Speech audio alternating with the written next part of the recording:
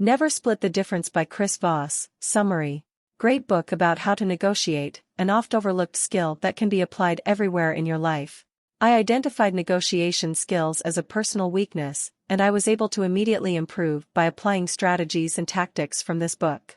Recommended for anyone who wants to be able to communicate more effectively, let alone negotiate better. Summary. Chapter 1: The New Rules.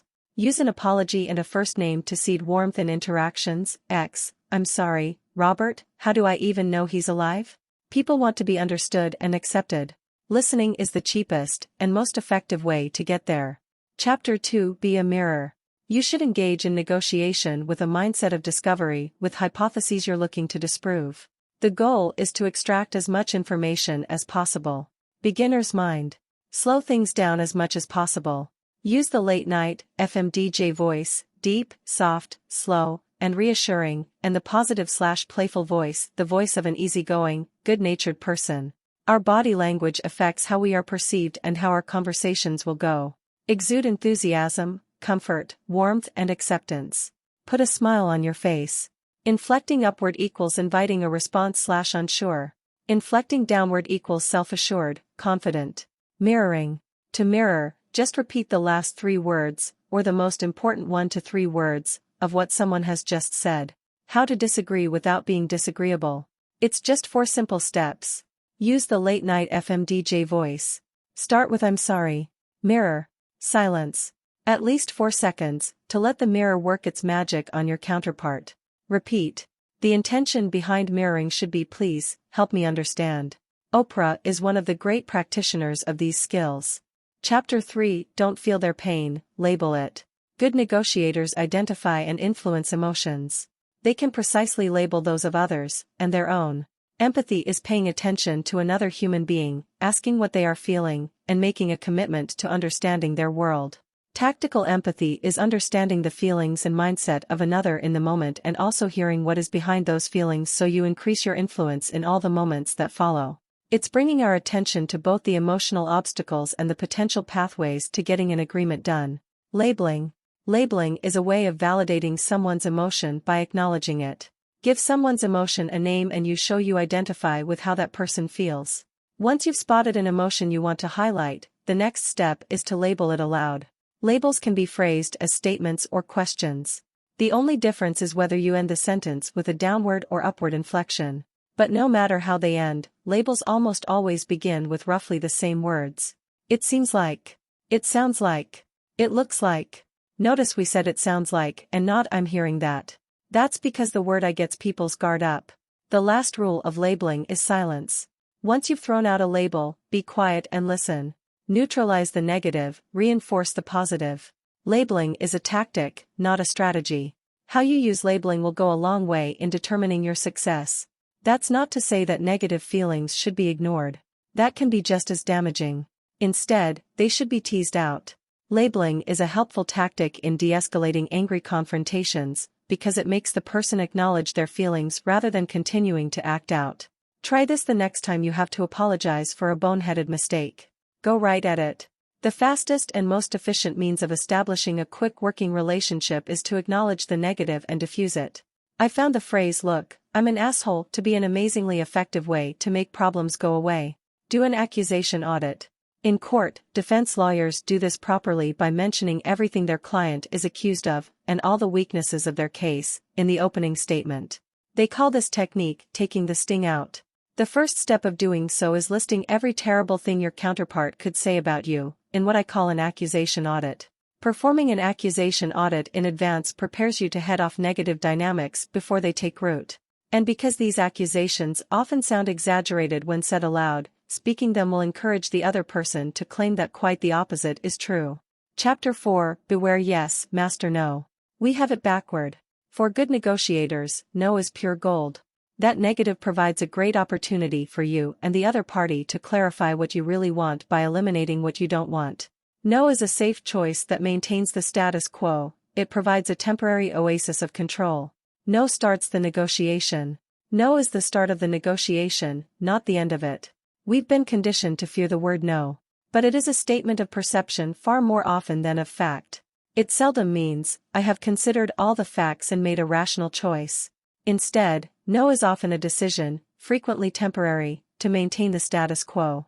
Change is scary, and no provides a little protection from that scariness. This means you have to train yourself to hear no as something other than rejection, and respond accordingly. When someone tells you no, you need to rethink the word in one of its alternative and much more real meanings. I am not yet ready to agree. You are making me feel uncomfortable. I do not understand. I don't think I can afford it. I want something else. I need more information, or I want to talk it over with someone else. Then, after pausing, ask solution-based questions or simply label their effect. What about this doesn't work for you? What would you need to make it work? It seems like there's something here that bothers you. People have a need to say no. So don't just hope to hear it at some point, get them to say it early. Key lessons. As you try to put the chapter's methods to use, I encourage you to think of them as the anti-niceness ruse. Not in the sense that they are unkind, but in the sense that they are authentic. Triggering no peels away the plastic falsehood of yes and gets you to what's really at stake. Along the way, keep in mind these powerful lessons. Break the habit of attempting to get people to say yes. Being pushed for yes makes people defensive. No is not a failure. We have learned that no is the anti-yes and therefore a word to be avoided at all costs. But it really often just means wait or I'm not comfortable with that. Learn how to hear it calmly. It is not the end of the negotiation, but the beginning. Yes is the final goal of a negotiation, but don't aim for it at the start. Asking someone for yes too quickly in a conversation, do you like to drink water, Mr. Smith? Gets his guard up and paints you as an untrustworthy salesman. Saying no makes the speaker feel safe, secure, and in control, so trigger it. By saying what they don't want, your counterpart defines their space and gains the confidence and comfort to listen to you. That's why is now a bad time to talk, is always better than do you have a few minutes to talk? Sometimes the only way to get your counterpart to listen and engage with you is by forcing them into a no that means intentionally mislabeling one of their emotions or desires or asking a ridiculous question like, it seems like you want this project to fail that can only be answered negatively. Negotiate in their world. Persuasion is not about how bright or smooth or forceful you are. It's about the other party convincing themselves that the solution you want is their own idea. So don't beat them with logic or brute force. Ask them questions that open paths to your goals. It's not about you. If a potential business partner is ignoring you, contact them with a clear and concise, no-oriented question that suggests that you are ready to walk away. Have you given up on this project? Works wonders. Chapter 5. Trigger the 2 words that immediately transform any negotiation. The sweetest 2 words in any negotiation are "that's right." Key lessons. The moment you've convinced someone that you truly understand her dreams and feelings, the whole world that she inhabits, mental and behavioral change becomes possible, and the foundation for a breakthrough has been laid. Use these lessons to lay that foundation. Creating unconditional positive regard opens the door to changing thoughts and behaviors. Humans have an innate urge toward socially constructive behavior. The more a person feels understood, and positively affirmed in that understanding, the more likely that urge for constructive behavior will take hold. That's right is better than yes. Strive for it. Reaching that's right in a negotiation creates breakthroughs. Use a summary to trigger a that's right. The building blocks of a good summary are a label combined with paraphrasing. Identify, re-articulate, and emotionally affirm the world according to. Chapter 6. Bend their reality. Don't compromise. Do not compromise. We compromise not because it's right, but because it's easy and saves face. Most people in a negotiation are driven by fear or by the desire to avoid pain. Too few are driven by their actual goals. Deadlines. Make time your ally. Whether your deadline is real and absolute or merely a line in the sand, it can trick you into believing that doing a deal now is more important than getting a good deal. What good negotiators do is force themselves to resist this urge and take advantage of it in others. It's not so easy. Ask yourself, what is it about a deadline that causes pressure and anxiety? The answer is consequences. The perception of the loss we'll incur in the future. The deal is off. Our mind screams at us in some imaginary future scenario, should no resolution be achieved by a certain point in time. No deal is better than a bad deal. Increasing specificity on threats in any type of negotiations indicates getting closer to real consequences at a real specified time. The F word, why it's so powerful, when to use it, and how. The most powerful word in negotiations is fair. As human beings, we're mightily swayed by how much we feel we have been respected. People comply with agreements if they feel they've been treated fairly and lash out if they don't. In the ultimatum game, years of experience has shown me that most acceptors will invariably reject any offer that is less than half of the proposer's money.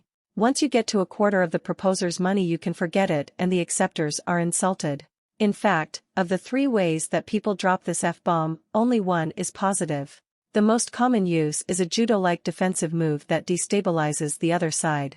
This manipulation usually takes the form of something like, "We just want what's fair." Think back to the last time someone made this implicit accusation of unfairness to you, and I bet you'll have to admit that it immediately triggered feelings of defensiveness and discomfort.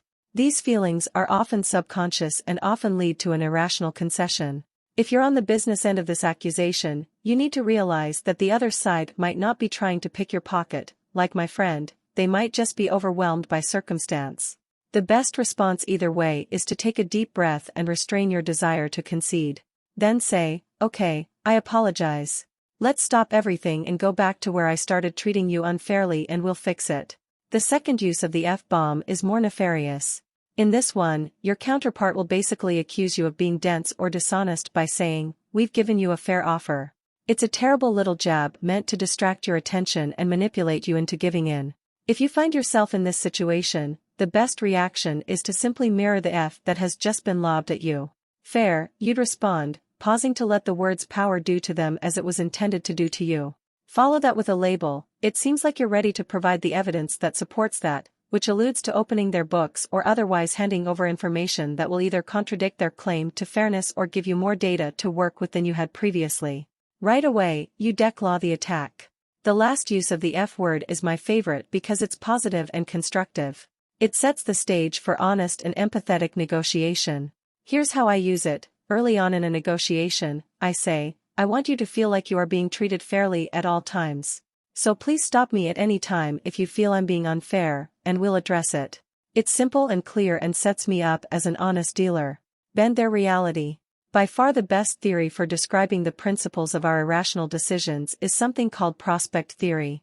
The theory argues that people are drawn to sure things over probabilities, even when the probability is a better choice. That's called the certainty effect. And people will take greater risks to avoid losses than to achieve gains. That's called loss aversion. The chance for loss incites more risk than the possibility of an equal gain. But first, let me leave you with a crucial lesson about loss aversion. In a tough negotiation, it's not enough to show the other party that you can deliver the thing they want. To get real leverage, you have to persuade them that they have something concrete to lose if the deal falls through. 1. Anchor their emotions. To bend your counterpart's reality, you have to start with the basics of empathy. So start out with an accusation audit acknowledging all of their fears. By anchoring their emotions in preparation for a loss, you inflame the other side's loss aversion so that they'll jump at the chance to avoid it. 2. Let the other guy go first, most of the time. Now, it's clear that the benefits of anchoring emotions are great when it comes to bending your counterpart's reality. But going first is not necessarily the best thing when it comes to negotiating price. That's why I suggest you let the other side anchor monetary negotiations. The real issue is that neither side has perfect information going to the table. This often means you don't know enough to open with confidence. That's especially true anytime you don't know the market value of what you are buying or selling, like with Jerry or Chandler. By letting them anchor, you also might get lucky. I've experienced many negotiations when the other party's first offer was higher than the closing figure I had in mind. That said, you've got to be careful when you let the other guy anchor. You have to prepare yourself psychically to withstand the first offer. If the other guy's a pro, a shark, he's going to go for an extreme anchor in order to bend your reality. That's not to say, never open. Rules like that are easy to remember, but, like most simplistic approaches, they are not always good advice. If you're dealing with a rookie counterpart, you might be tempted to be the shark and throw out an extreme anchor.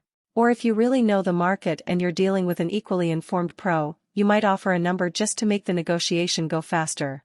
Here's my personal advice on whether or not you want to be the shark that eats a rookie counterpart. Just remember, your reputation precedes you.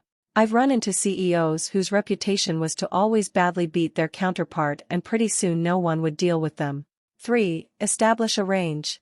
While going first rarely helps, there is one way to seem to make an offer and bend their reality in the process. That is, by alluding to a range. Understand, if you offer a range, and it's a good idea to do so, expect them to come in at the low end. 4. Pivot to non-monetary terms. One of the easiest ways to bend your counterpart's reality to your point of view is by pivoting to non-monetary terms. After you've anchored them high, you can make your offer seem reasonable by offering things that aren't important to you but could be important to them. Or if their offer is low, you could ask for things that matter more to you than them. Since this is sometimes difficult, what we often do is throw out examples to start the brainstorming process. 5. When you do talk numbers, use odd ones.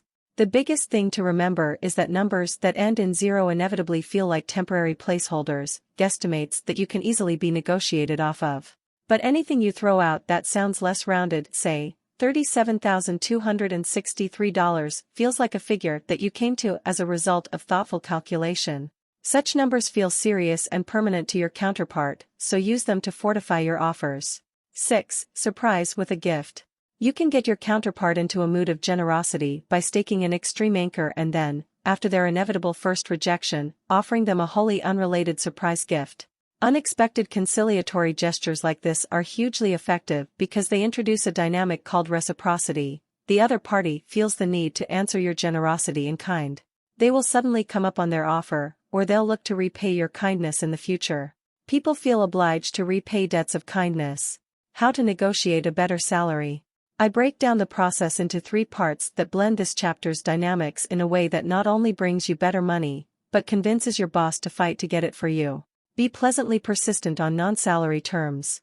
Pleasant persistence is a kind of emotional anchoring that creates empathy with the boss and builds the right psychological environment for constructive discussion. Salary terms without success terms is Russian roulette. Once you've negotiated a salary, make sure to define success for your position as well as metrics for your next raise. That's meaningful for you and free for your boss, much like giving me a magazine cover story was for the bar association. It gets you a planned raise and, by defining your success in relation to your boss's supervision, it leads into the next step. Spark their interest in your success and gain an unofficial mentor. Remember the idea of figuring what the other side is really buying? Well, when you are selling yourself to a manager, sell yourself as more than a body for a job, sell yourself, and your success, as a way they can validate their own intelligence and broadcast it to the rest of the company. Make sure they know you'll act as a flesh and blood argument for their importance. Once you've bent their reality to include you as their ambassador, they'll have a stake in your success. Ask, what does it take to be successful here? Chapter 7, Create the Illusion of Control. Successful negotiation involved getting your counterpart to do the work for you and suggest your solution himself. To do this, we use calibrated, open-ended questions. Giving your counterpart the illusion of control by asking calibrated questions, by asking for help, is one of the most powerful tools for suspending unbelief. Calibrate your questions. Like the softening words and phrases perhaps, maybe, I think, and it seems, the calibrated open-ended question takes the aggression out of a confrontational statement or close-ended request that might otherwise anger your counterpart. What makes them work is that they are subject to interpretation by your counterpart instead of being rigidly defined. They allow you to introduce ideas and requests without sounding overbearing or pushy. First off, calibrated questions avoid verbs or words like can, is, are, do, or does.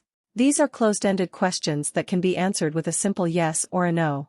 Instead, they start with a list of words people know as reporters' questions: who, what, when, where, why, and how. Those words inspire your counterpart to think and then speak expansively. But let me cut the list even further. It's best to start with what, how, and sometimes why. Nothing else.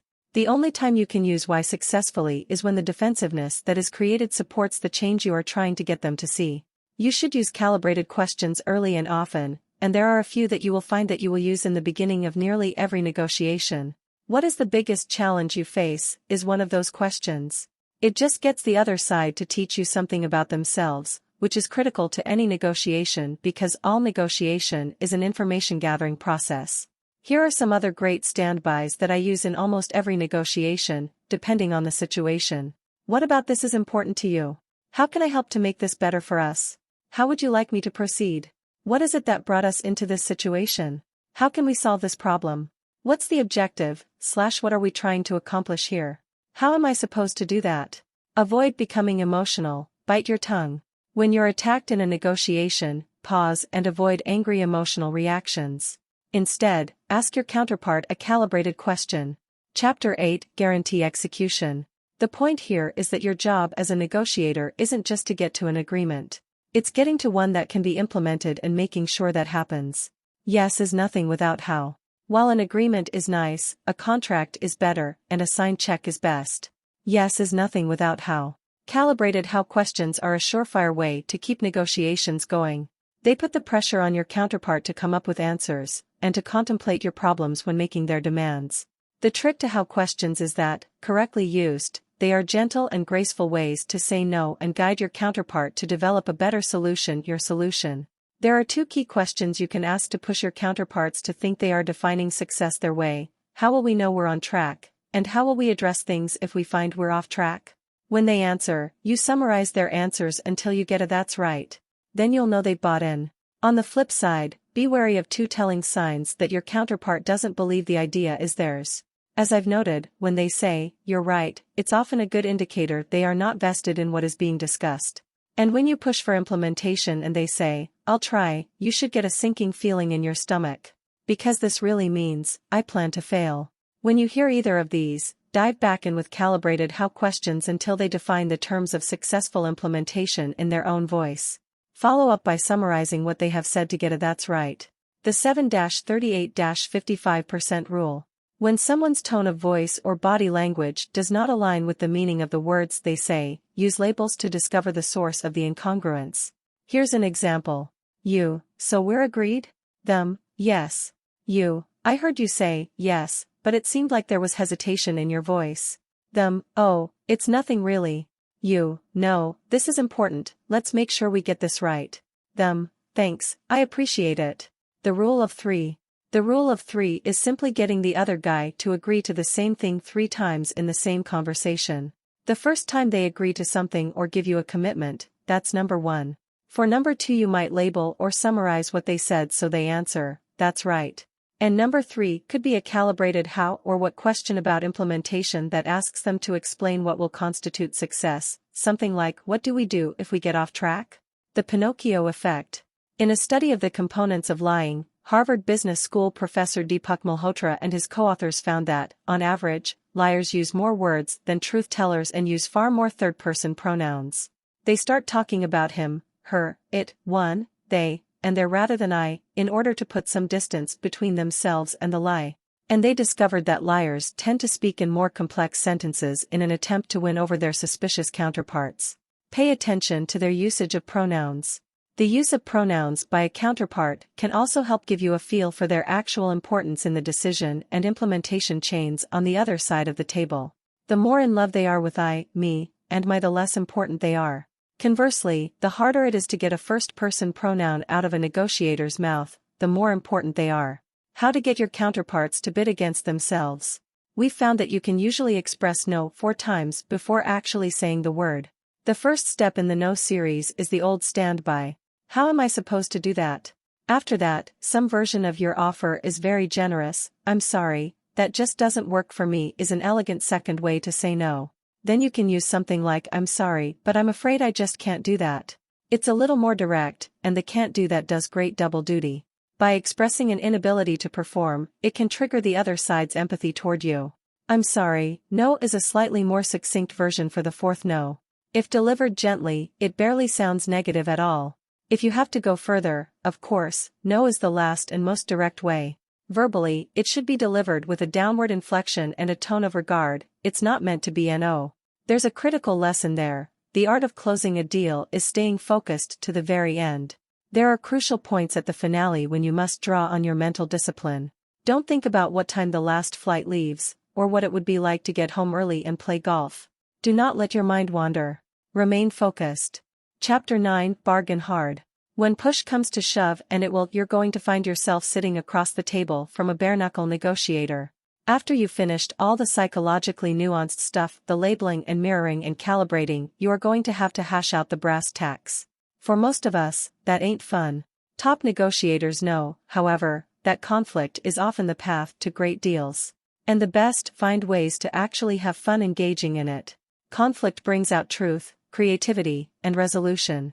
So the next time you find yourself face to face with a bare-knuckle bargainer, remember the lessons in this chapter. Identify your counterpart's negotiating style. Once you know whether they are accommodator, assertive, or analyst, you'll know the correct way to approach them. Prepare, prepare, prepare. When the pressure is on, you don't rise to the occasion, you fall to your highest level of preparation. So design an ambitious but legitimate goal and then game out the labels, calibrated questions, and responses you'll use to get there. That way, once you're at the bargaining table, you won't have to wing it. Get ready to take a punch. Kick-ass negotiators usually lead with an extreme anchor to knock you off your game. If you're not ready, you'll flee to your maximum without a fight. So prepare your dodging tactics to avoid getting sucked into the compromise trap. Set boundaries, and learn to take a punch or punch back, without anger. The guy across the table is not the problem, the situation is. Prepare an Ackerman plan. Before you head into the weeds of bargaining, you'll need a plan of extreme anchor, calibrated questions, and well-defined offers. Remember, 65, 85, 95, 100%. Decreasing raises and ending on non-round numbers will get your counterpart to believe that he's squeezing you for all you're worth when you're really getting to the number you want. Chapter 10, Find the Black Swan. What we don't know can kill us or our deals. But uncovering it can totally change the course of a negotiation and bring us unexpected success. Finding the black swans, those powerful unknown unknowns, is intrinsically difficult, however, for the simple reason that we don't know the questions to ask. Because we don't know what the treasure is, we don't know where to dig. Here are some of the best techniques for flushing out the black swans and exploiting them. Remember, your counterpart might not even know how important the information is, or even that they shouldn't reveal it. So keep pushing, probing, and gathering information. Let what you know, your known knowns, guide you but not blind you. Every case is new, so remain flexible and adaptable. Remember the Griffin Bank crisis, no hostage taker had killed a hostage on deadline until he did. Black swans are leverage multipliers. Remember the 3 types of leverage: positive, the ability to give someone what they want; negative, the ability to hurt someone; and normative, using your counterpart's norms to bring them around. Work to understand the other side's religion. Digging into worldviews inherently implies moving beyond the negotiating table and into the life, emotional and otherwise, of your counterpart. That's where black swans live. Review everything you hear from your counterpart. You will not hear everything the first time, so double-check. Compare notes with team members. Use backup listeners whose job is to listen between the lines. They will hear things you miss. Exploit the similarity principle. People are more apt to concede to someone they share a cultural similarity with, so dig for what makes them tick and show that you share common ground. When someone seems irrational or crazy, they most likely aren't. Faced with this situation, search for constraints, hidden desires, and bad information. Get face time with your counterpart. 10 minutes of face time often reveals more than days of research. Pay special attention to your counterpart's verbal and nonverbal communication at unguarded moments at the beginning and the end of the session, or when someone says something out of line. The end. I hope you to enjoy watching Never Split the Difference summary. Thank you for watching. Please subscribe, like and share. See you in next video.